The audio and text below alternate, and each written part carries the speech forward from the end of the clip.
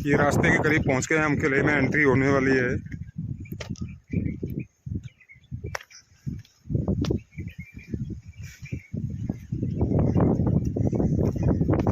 मैंने पूर्व में भी बताया था कि घुमावदार भूल भुलैया टाइप रास्ते हुआ कर देते हैं, तो इसी तरीके से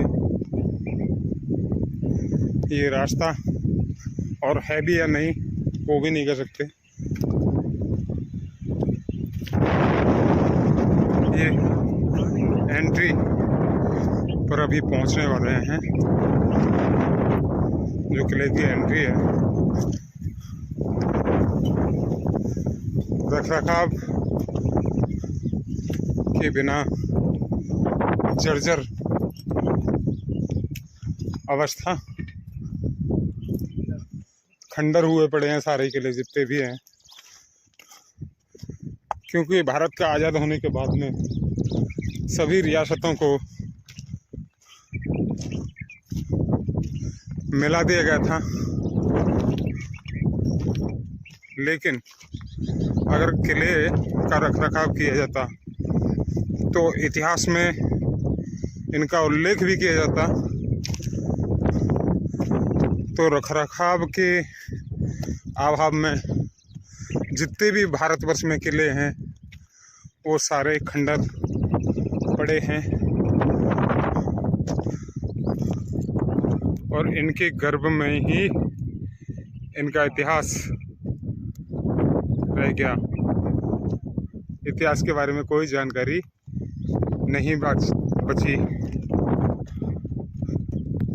अब वो मेन कारीगरी, जैसे किले में एंट्री होने के बाद में सेनाएं लड़ा करती थी पहले, आज के युग में तो ड्रोन, गन आदि हवाई हमले सारी व्यवस्थाएं होती हैं। लेकिन पहले सेना एंट्री करती थी तो उसको घुमावदार रास्तों के जरिए अंदर एंट्री मिलती थी, और ऐसे आक्रमण के लिए गरम तेल, गरम पानी, ऐसी व्यवस्थाएं होती थी। यहाँ से पार करने के बाद में यहाँ उनको सामना करना पड़ता था, और फिर इसके बाद में तब जाके अंदर एंट्री हुआ करती थी।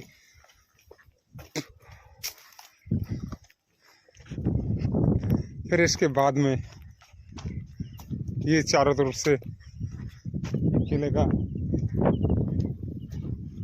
नज़ारा है। हाँ, एक चीज़ और विशेष कि जो शांति दूत हैं, चाहे कितना भी पुराना किला हो या कोई भी बिल्डिंग हो, पुराने से पुरानी हो, तो इनके अवशेष जरूर मिल जाएंगे। और इनकी भी अजीब आदत है कि ऐसी जगहों पर जाकर इनको मरने में मज़ा आता था। तो या कब्जा रणनीति कह सकते हैं, वो हुआ करती थी।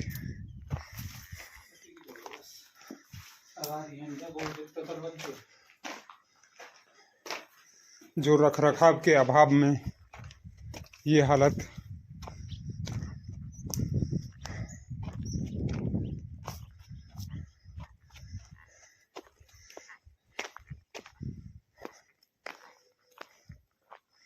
ये पानी का टैंक, और जिसमें आज भी पानी है। मैं दिखाऊं आपको, शायद वीडियो में ना दिख रहा हो, लेकिन इसमें एक पत्थर डाल के ये पानी से भरा हुआ है आज भी। पहले कैसी टेक्निक रहा करती थी, जो साल भर के लिए स्टोरेज करके रखे जाते थे।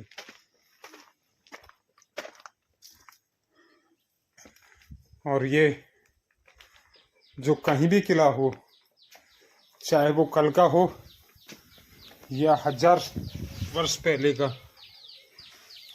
तो शांति दूत अपनी मौजूदगी दिया करते थे। तो वो मौजूदगी यहाँ भी आपको देखने को मिलेगी। यहाँ भी आके मज़ार बना दी गई है।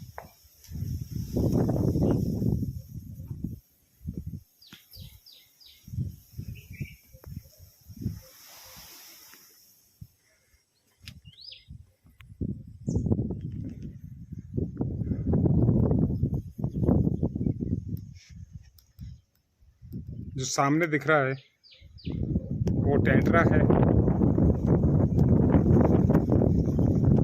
बिल्कुल धुंधला धुंधला, और इस पहाड़ी के ऊपर ये किला।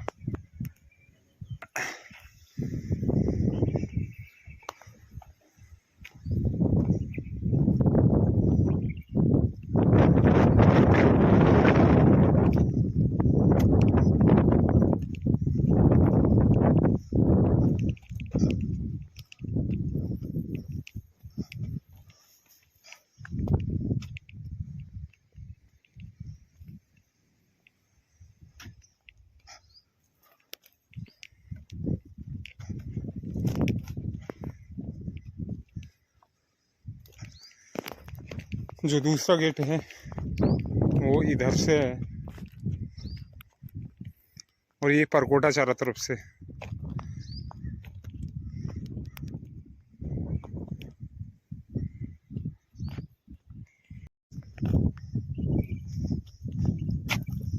ये बहुत सारे कमरे बने हुए हैं, एक दूसरे से जॉइंट हैं।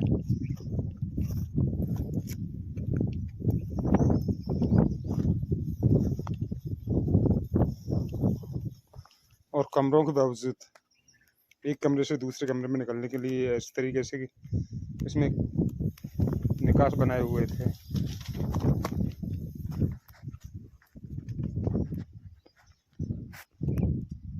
लेकिन अभी खंडर हालत।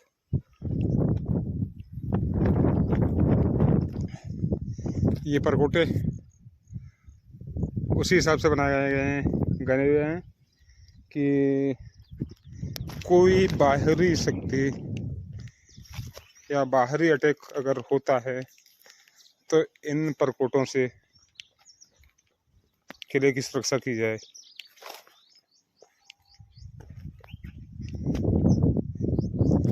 ये इमरजेंसी रास्ता है,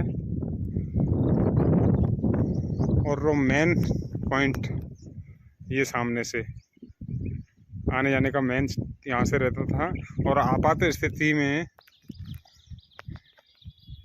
इमरजेंसी निकास ये ऐसे हुआ करता था।